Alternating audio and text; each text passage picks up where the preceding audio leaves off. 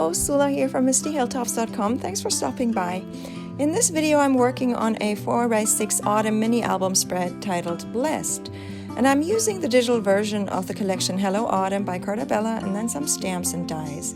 So I prepared a bunch of strips, paper strips. Some are just plain cardstock and some are the pattern paper that I'm using.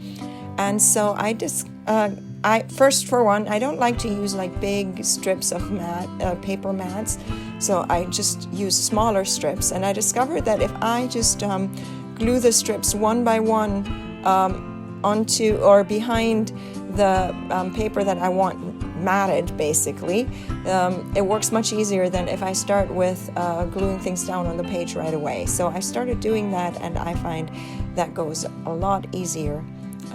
So I just glue whatever paper strip I want to have that matted feel to it. I glue it behind the paper where it goes. And then I have this larger piece of embellishment from the collection that I used my silhouette to cut this one out. I have a bunch of embellishments that I printed with my printer, and then I use my silhouette to cut these things out. And I have a video tutorial on how I get perfect print and cuts.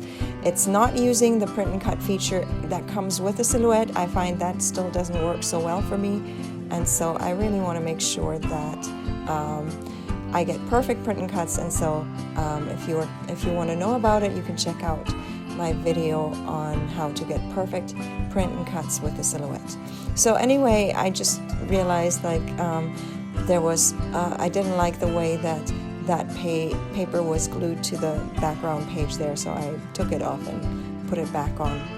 And then it has to do with the two red strips, because one of the small advantages that comes with it is that they might go over the edge, and so I wanted to avoid that. So anyway, now I'm ready to start gluing down the various pieces of embellishments that come with the kit. I have them, if they're easy cuts, I just cut them, usually trim them or cut them by hand. But if they're intricate cuts, then I print them on beautiful cardstock and then have my silhouette cut it out. And if it's circles, I usually have my circle dies to do that. It doesn't always work as perfectly. It might actually work better even with my silhouette, the way that I get the print and cuts so well.